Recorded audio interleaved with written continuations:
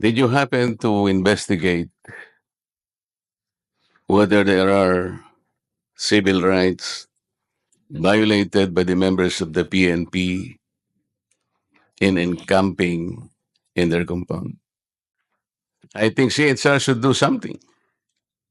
The field or our regional office is still conducting its investigation, and we expect, and in fact, we already Investigating and monitoring, Mr. Chair, different ones, Your Honor. is not good enough.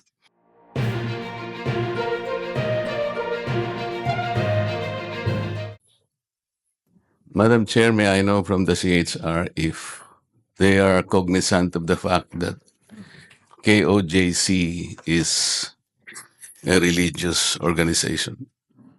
Yes, Your Honor. And considering, Madam Chair, that it is a religious sect, and I believe the CHR knows that several thousands of PNP members trooped to their compound and stayed there for several days, and I think up to today they're still there. Did you happen to investigate whether there are civil rights violated by the members of the PNP in encamping in their compound? Thank you, Your Honor. Yes, the commission is investigating the incidents concerning the KOJC, Your Honor. What did you find out There, initially? the field or our regional office is still conducting its investigation, and we expect the regional office to submit its recommendation as the soonest, Your Honor. And yes, I agree with you that there are several rights that may be involved here. One of which is, as you mentioned, the religious freedom of the KOJC members, and there may be other civil liberties that may be affected, Your Honor. Yes, and earlier, Madam Chair, we noted that the CHR acceded to one of our interpellators' proposition that preventive is the better side of the CHR's function, correct? Yes, Your Honor. And before everything else happened, like what you said, that there might have been several acts already done in violation of their civil and political rights, did you not bother to at least post some of your members or anybody there even before the events unfolded so that we could have prevented most of it, if not all? We had, Your Honor. In fact, we assigned at least three investigators in the area, Your Honor, as early as September 1. Did they have the power to restrain or even advise the members of the PNP as to the action that they should do in relation to possible violations of their political and civil rights? They have no power to prevent, Your Honor, but they can advise the state actors. Did they advise the state actors? Yes, Your Honor. In fact, And what did the state actors do after being advised? and as we all know, Your Honor, they proceeded.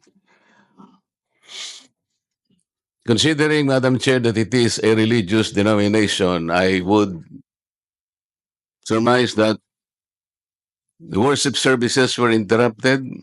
Some activities connected with the religious belief might have been interrupted. And these are serious violations of their political and civil rights. Maybe like marriage are being celebrated in that compound.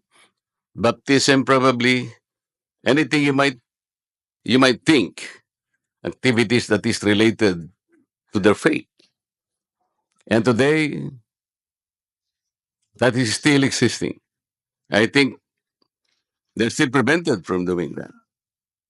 What does the CHR intend to do or have done in the first place?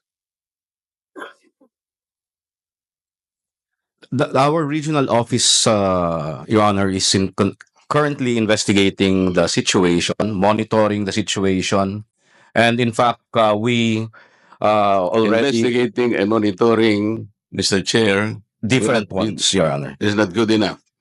Considering the unfolding of events in several days and continuing up to today, I think CHR should do something because we need to protect them. Protecting their human rights is the center of the function of the CHR. Am I Yes, correct? yes, Your Honor. But we before the commission acts on the situation and to perform whatever is necessary, we have to conclude our investigation.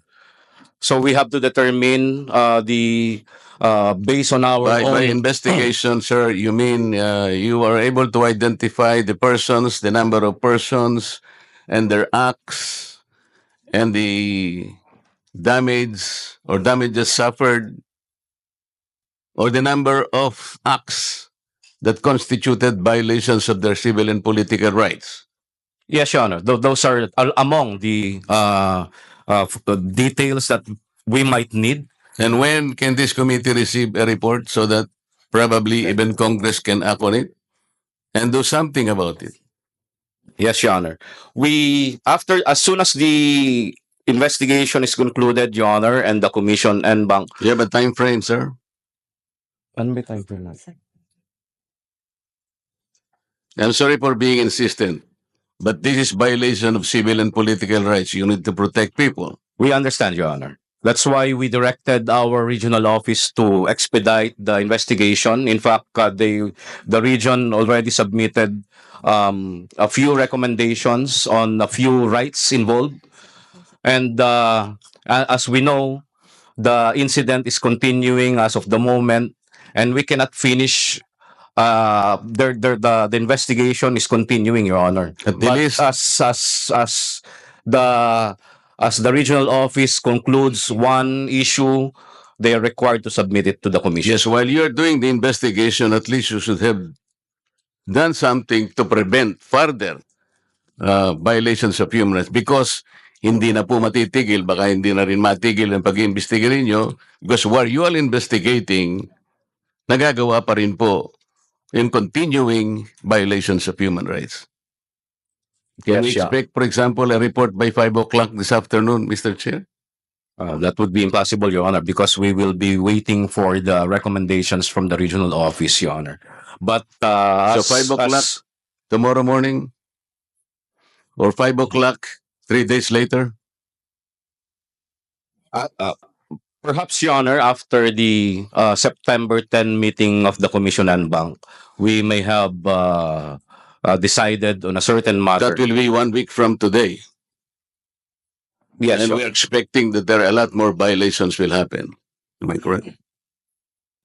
yes, Your Honor. Okay.